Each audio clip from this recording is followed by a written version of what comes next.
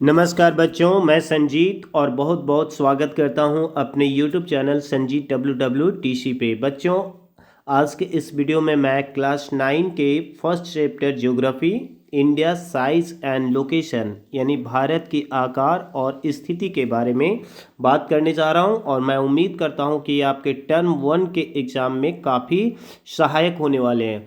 मानिए तो मैं पूरे इस चैप्टर का पोस्टमार्टम करने वाला हूं इस पूरे आज के इस क्लास में, और मेरा ऐसा विश्वास है कि इससे एक भी क्वेश्चन जो है वो बाहर आपके एग्ज़ाम में नहीं आएंगे। तो चलिए फटाफट वीडियो को स्टार्ट करते हैं, और यदि आपको लास्ट में अच्छा लगे तो आप बिल्कुल वीडियो को शेयर अवश्य कीजिएगा, और कुछ कमेंट मैं आपसे बिल्कुल अपेक्षा करता हूं कि एक अच्छा कमेंट भी आप जरूर करें। भारत के किस गोलार्ध में यानी भारत किस गोलार्ध में स्थित है? पहला सवाल आपके बीच में है कि भारत जो है वो किस गोलार्ध में स्थित है। तो आपको पता होना चाहिए कि भारत जो है वो उत्तरी गोलार्ध में स्थित है। नेक्स्ट है कि भारत का अक्षांशीय विस्तार जो है वो कितना है। यानी भारत का अक्षांशीय विस्तार, आपको पता है ना कि अक्षांश इन सारे रेखाओं को क्या कहते हैं? अक्षांश रेखा कहते हैं। ठीक है, तो भारत का अक्षांशीय विस्तार जो है वो कितना है? 8 डिग्री 4 मिनट उत्तरी अक्षांश से 37 डिग्री 6 मिनट उत्तरी अक्षांश तक। ठीक है, नेक्स्ट इस अगला सवाल कि भारत का देशांतरीय विस्तार कितना है। देशांतरीय, ये आपका कौन सा लाइन हो गया? देशांतर हो गया है ना। तो भारत का देशांतरीय विस्तार कितना है? 68 डिग्री 7 मिनट पूरब से 97 डिग्री 25 मिनट ईस्ट तक। ठीक है, नेक्स्ट भारत का दक्षिणतम बिंदु कौन है? तो भारत का दक्षिणतम बिंदु कहने का मतलब ये है कि भारत का सबसे साउदर्न पॉइंट यानी सबसे दक्षिण में कौन सा पॉइंट है ना, जो भारत का बॉर्डर बनाता है। तो भारत का सबसे लास्ट पॉइंट जो था वो साउदर्न पार्ट में वो था इंदिरा पॉइंट, है ना। हालांकि जब भारत में सुनामी आई थी तो उस समय ये पॉइंट जो है वो पूरी तरह से जलमग्न हो गया यानी समुद्र में डूब चुका है, लेकिन फिर भी हमें इसी को मानना है कि भारत का दक्षिणतम बिंदु कौन है? तो इंदिरा पॉइंट है। ठीक है, नेक्स्ट सवाल, भारत के भूभाग का कुल क्षेत्रफल कितना है? तो भारत के भूभाग का कुल क्षेत्रफल कितना है? 32.8 लाख वर्ग किलोमीटर। ठीक है, चलिए नेक्स्ट सवाल की ओर हम लोग आगे बढ़ते हैं।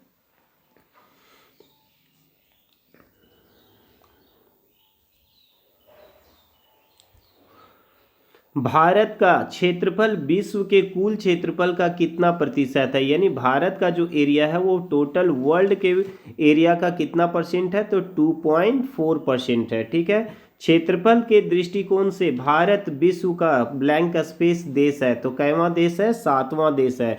यानी क्षेत्रफल के दृष्टिकोण से एरिया वाइज यदि देखें तो भारत का जो रैंकिंग है वो 7th पोजीशन पे है, और पॉपुलेशन का दृष्टिकोण से हम लोग देखें तो वो सेकेंड है। ठीक है, भारत की स्थल सीमा रेखा कितना है? तो भारत की स्थल सीमा रेखा कितना है? 15,200 किलोमीटर। यानी भारत का स्थल सीमा कितना है? लैंड वाला जो बॉर्डर है वो 15,200 किलोमीटर है। ठीक है, भारत का समुद्री तट रेखा द्वीपों सहित कुल लंबाई जो है वो कितना है? यानी अब समुद्री इलाकों वाला बॉर्डर जो है वो कितना है? तो 7,516.6 किलोमीटर, 7,516.6 किलोमीटर। इसमें इंक्लूड क्या है? जितने भी आइसलैंड है, चाहे वो लक्षद्वीप हो चाहे वो तुम्हारा आपका अंडमान निकोबार हो।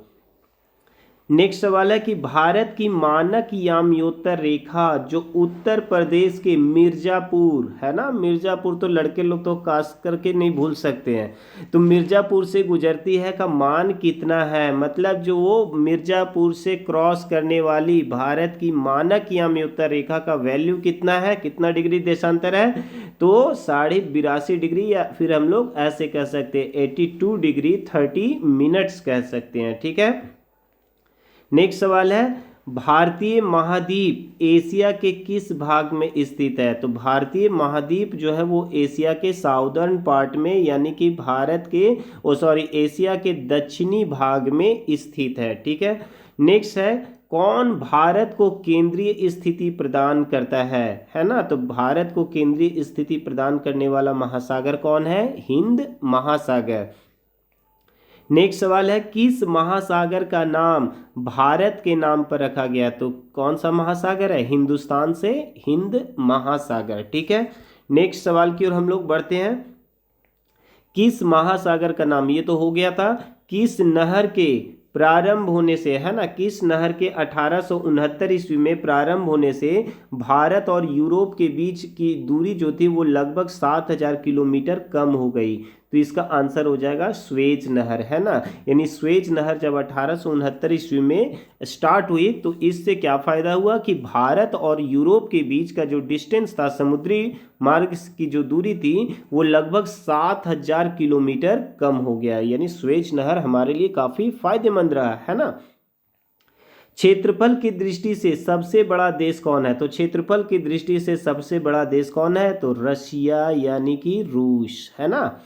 भारत का उत्तर से दक्षिण विस्तार कितना किलोमीटर है? यानी जम्मू कश्मीर से कन्याकुमारी तक का डिस्टेंस कितना है? 3214 किलोमीटर।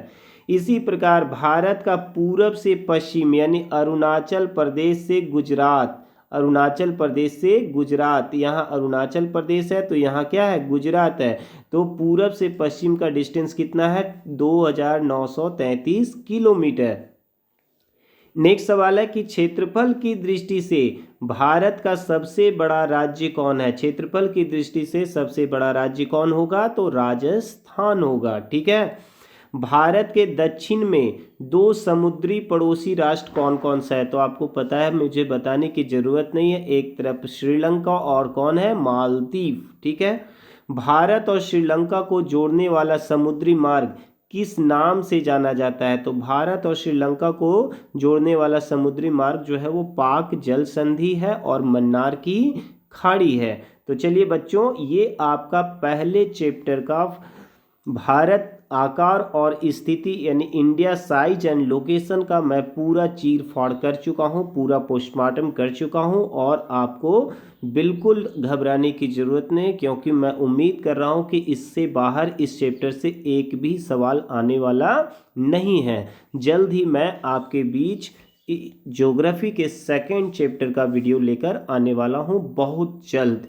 चलिए, आपको वाकई में पसंद आया हो वीडियो तो आप इसको शेयर अवश्य कीजिए, और वीडियो को लाइक करेंगे और इसके ऊपर कुछ ना कुछ अवश्य कमेंट कीजिए। मिलते हैं फिर नेक्स्ट क्लास में।